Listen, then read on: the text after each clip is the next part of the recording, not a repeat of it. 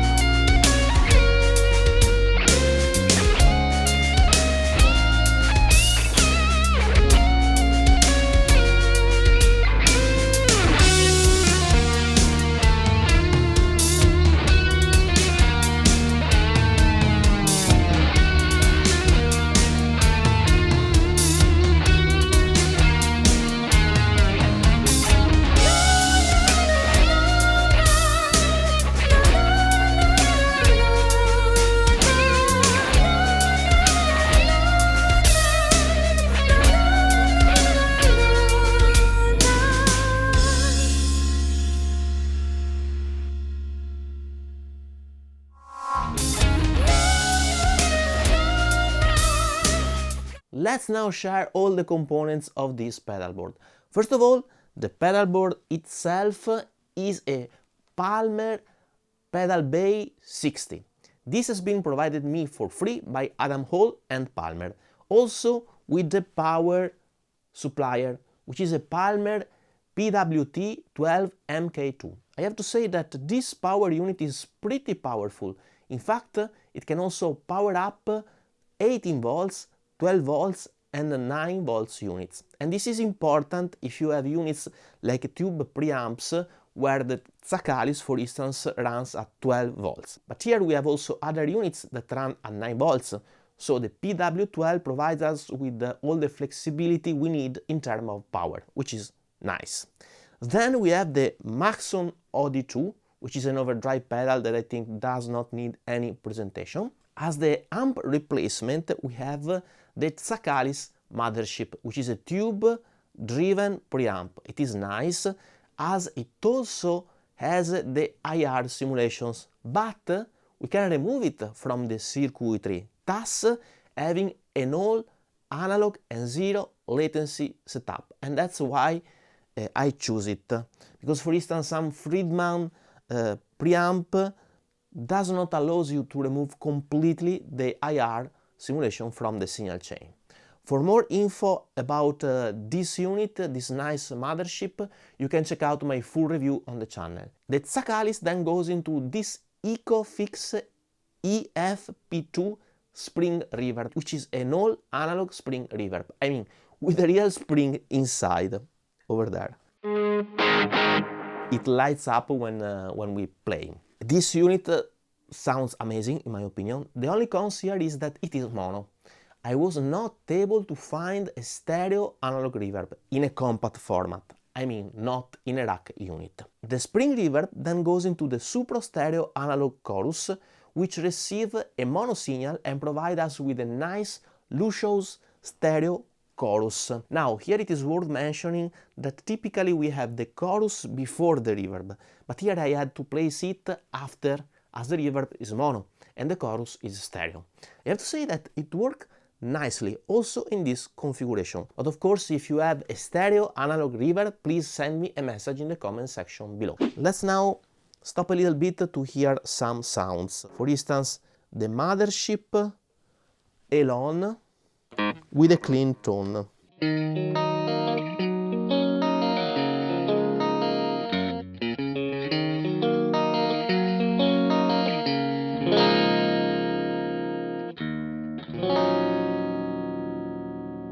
Very nice. Then if we add a bit of spring reverb,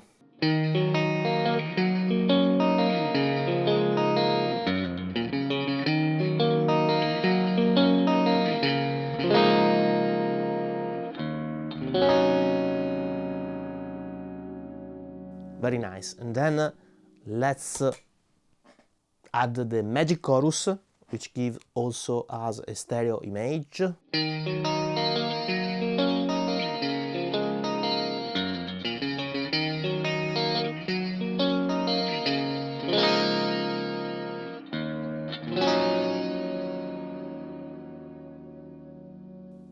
Of course, we can also have some overdriven tones, just switching the channel in the mothership.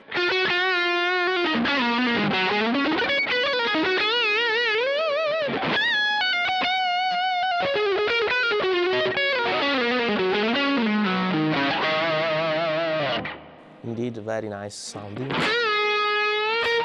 Or we can even add more distortion, adding the maxo.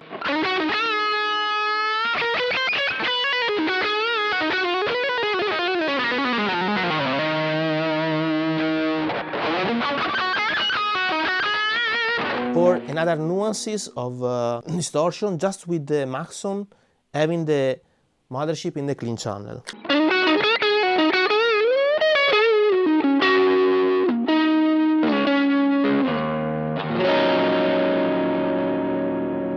Very nice. And an alternative to the supra stereo chorus could be this MXR analog chorus, which is also pretty nice, but actually I prefer the sound of the supra. Then after the supra, what do we have? We have a very cool element. The stereo signal of the chorus goes into the Worus Audio Meraki analog stereo delay. Now this is hands down for me the best delay I have ever used. It sounds fantastic. It is also fully MIDI compatible and fully analog, and it has stereo inputs and outputs, so this is quite unique. Only cons? Well, super expensive, at 680 euros.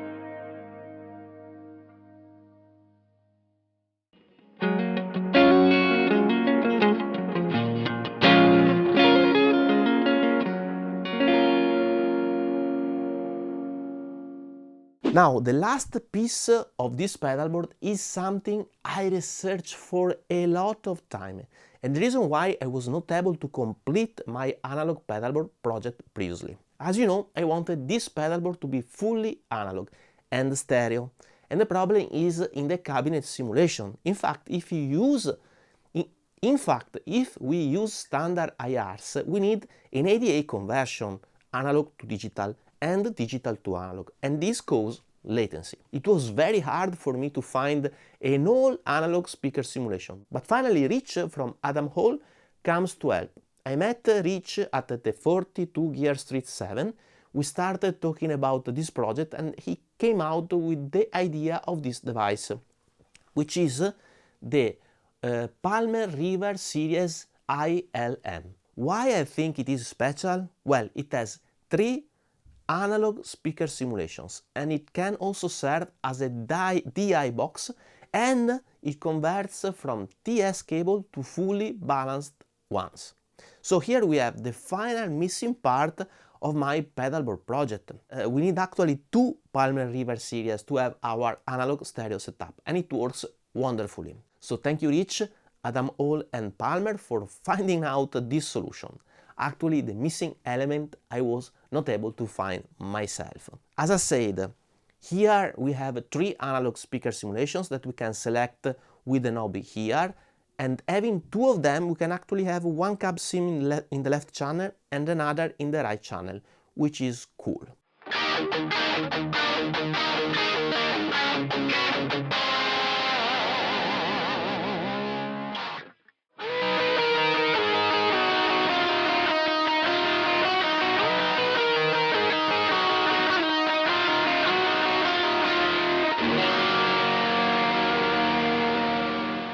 In terms of cables, I want also to underline that this translates TS cable coming out from my pedal chain to TRS, so balanced ones, that are going into my audio interface, thus having a complete balanced tone.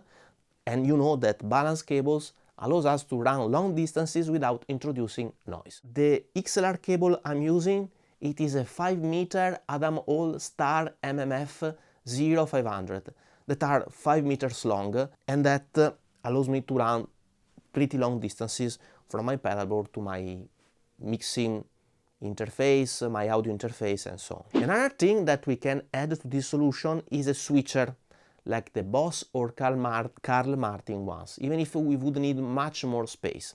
And honestly, I'm totally fine without the switcher, even because being the setup all analog, we don't have ADA conversions that could deteriorate the signal if done multiple times in series. So here I'm perfectly fine switching on and off the devices without a switcher. Okay, here we have the pedalboard explained. I have to say that I'm super happy with this solution that I think is quite unique, being ampless, fully analog, stereo and with 0 latency. So let's now jump to our conclusions.